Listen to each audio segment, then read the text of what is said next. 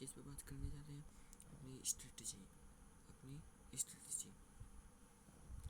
तो अपनी Rajasthan level assistant की जो भर्ती निकली है, जो नवंबर में उसके एग्ज़ाम है। कब है? नवंबर में एग्ज़ाम है।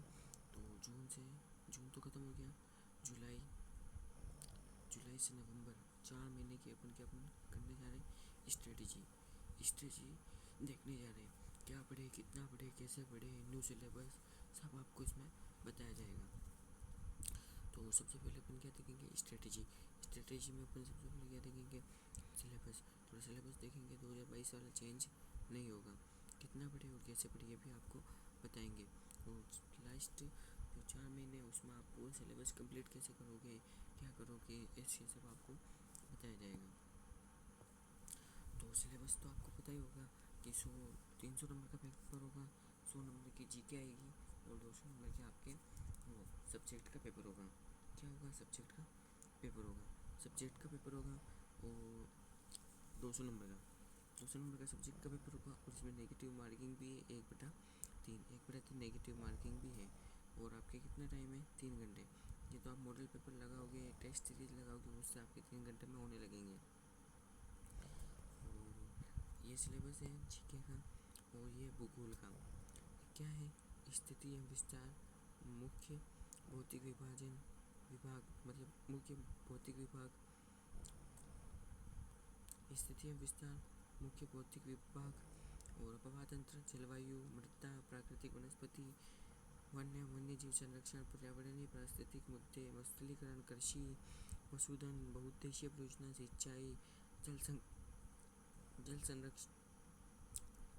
जल संरक्षण, परिवहन, खनिज संपदाएं। और बहुउद्देशीय परियोजना का मतलब होता है बांध, कि राजस्थान में बांध कहाँ है ऐसे।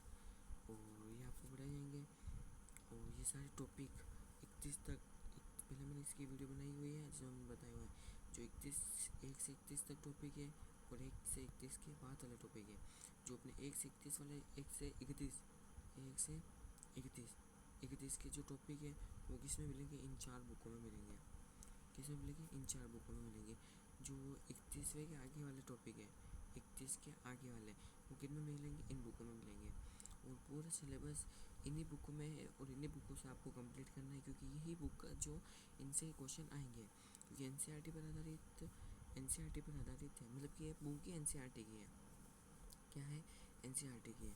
अब अपन बात करते हैं कि आपकी स्ट्रेटेजी क्या होनी चाहिए, क्या लास्ट महीने की स्ट्रेटेजी। अब अपन बात करें कि आपकी स्ट्रेटेजी क्या होनी चाहिए लास्ट 4 मंथ की।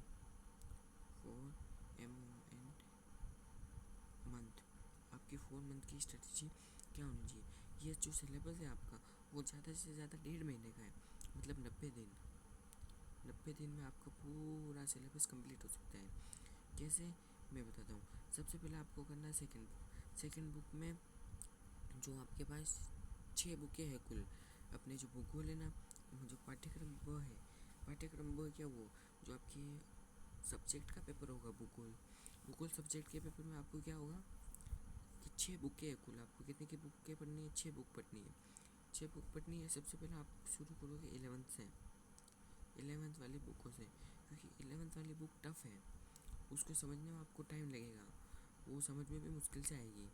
और जो 12th वाली बुक है वो एकदम सिंपल है, वो जो 11th की पढ़ लेगा वो 12th की भी आराम से पढ़ लेगा। जिसके 11th की समझ में आ गई वो उसकी 12th की समझने में आने में कोई दिक्कत नहीं है। और वैसे तो आपने पढ़ी भी होगी। और जो भी फ्रेशर है, जो 12th से अभी निकले हैं, वो पहले 12th की वापस पढ़े, क्योंकि आप अभी निकले हो, अभी आप भूले हो, मतलब कि आप जो 12th की पहले पढ़े, क्योंकि आप 12th से अभी निकले हो और आपने 12th की अभी पढ़ी है, तो वापस आपको सिर्फ रिवीजन लगाने की ज़रूरत है। और 11th की आप बाद में पढ़ लेना। अगर आप ग्रेजुएशन में हो तो पहले आप 11th की पढ़ो और फिर 12th की पढ़ो, क्योंकि ये सही रहती है। क्योंकि आप पहले हार्ड पढ़ लोगे फिर आप सिंपल पढ़ोगे तो सही रहेगा। पहले आपको ये करना है और फिर ये 11th और 12th की दोनों एनसीईआरटी पढ़नी है। एनसीईआरटी सारी प्रायोगिक भी आपको इसमें शामिल करनी है, वो भी पढ़नी है। और फिर आपको जीके पे और जंप करना है। और ये सारी जो टॉपिक है, अगर आपके दिन में 2 या 3 टॉपिक करो तो उसे तीन टॉपिक करो दिन में, 3 टॉपिक करो ना, तो भी आपको 20 दिन, 20 दिन में दोनों एनसीईआरटी ख़त्म हो जाएगी। फिर जीके के लिए आपके टाइम बचेगा 10 जीके के लिए बहुत टाइम बच रहा है, 10 दिन के लिए जीके का टाइम। तो ये 60 महीने, 60 नहीं 30 दिन, 60 नहीं 30 दिन, 30 दिन बहुत है आपके लिए। मतलब कि 30 दिन में आपको पूरा सिलेबस कंप्लीट हो जाएगा। 30 दिन में सिलेबस कंप्लीट हुआ, सिलेबस निपटाया, सिलेबस निपटाया 30 दिन, 30 दिन में आपने सिलेबस निपटाया। और 30 दिन के बाद 30 दिन तो ये हो गया, 1 महीना ये हो गया। जून जुलाई ख़त्म हो गया, मतलब जुलाई ख़त्म हो गया। फिर अगस्त में आप क्या करोगे? फिर आप जितनी बार रिवीजन कर सकते हो उतनी बार रिवीजन करो। क्या करो? Revision, revision.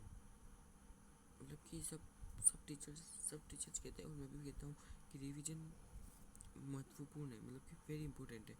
आप रिवीजन भी कैसे करो? जैसे कि आपने 3 दिन ले लिया, जैसे 4 दिन का एक सेट ले लिया, 4 दिन का सेट ले लिया। आपने कहा 1 2 3, ये जो 3 दिन है इनमें मैं क्या करूँगा? पढ़ूँगा। क्या करूँगा? पढ़ूँगा। और जो चौथा दिन होगा, चौथे दिन में मैं क्या लूँगा? मेरा टेस्ट लूँगा। मतलब इसी के आधारित पेपर लूँगा, मेरा खुद का ही पेपर लूँगा और एनालिसिस करूँगा। 3 दिन में पूरा रिवीजन किया और चौथे दिन टेस्ट, 3 दिन में रिवीजन किया, चौथे दिन टेस्ट, 3 दिन में रिवीजन किया, चौथे दिन में टेस्ट। और आपके पास कितने महीने बचे? आपके पास 120 दिन थे, 4 महीने 120 दिन। 120 दिन में से आपने 30 दिन घटा दिए, 30 दिन घटा दिए तो 90 दिन बचे।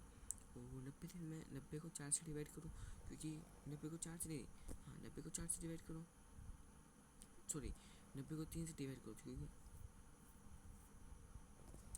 3 दिन में ले रहे हो ना आप टेस्ट। ये एक किया, 2 दिन आपने पढ़ा और तीसरे दिन टेस्ट। ये किया आपने, ऐसे ऐसे जल्दी होगा थोड़ा, और आपको यही करना है। देखो 2 दिन आपने पढ़ा, 2 दिन अपना पाठ्यक्रम पढ़ा, रिवीजन करना है आपको, तो सिर्फ आपको सब याद है वैसे आपने पूरा 1 महीने में किया हुआ है। तो 2 दिन पढ़ा और 1 दिन अपना टेस्ट ले लो। क्या ले लो इस दिन? टेस्ट। क्या ले लो? टेस्ट ले लो। जो आपने इसको डिवाइड किया, 3 9, क्या आ गया? 30 लगभग 30 बार आप अपना टेस्ट ले लोगे, मतलब 30 टेस्ट आप दे दोगे। आप परीक्षा से पहले 30 बार परीक्षाएं दे दोगे, फिर आपको परीक्षा का डर रहेगा ही नहीं, समझे? मतलब कि आप 30 मॉडल पेपर घर से करके जाओगे। और ये भी सुनो, देखो 30 कैसे आया? देखो 90 दिन थे, 90 से आप 3 डिवाइड किए, कितना आ गए? 30। और अपने ने क्या किया था? क्या किया था? एक दिन रिवीजन, दूसरे दिन भी रिवीजन, और तीसरे दिन अपन ने क्या किया था? टेस्ट लिया था। मतलब कि आपका रिवीजन कितनी बार हो रहा है? आपने 2 दिन तो रिवीजन किया और तीसरे दिन टेस्ट के रूप में भी आपका रिवीजन हो रहा है। मतलब कि 30 दिनों में आपका 60 बार क्या हो जाएगा? रिवीजन। और एक ही चीज़ को अगर 60 बार पढ़ लोगे तो उसमें से क्वेश्चन बार कैसे जाएगा? और आप प्रैक्टिस भी हो जाएगी आपकी फटाफट कि आपको 3 घंटे में पेपर कैसे करना है। सही है कि नहीं है? तो ये स्ट्रेटजी आप ज़रूर फॉलो करें। Thank you. अब मिलते हैं अगली वीडियो में, जब तक के लिए बाय बाय।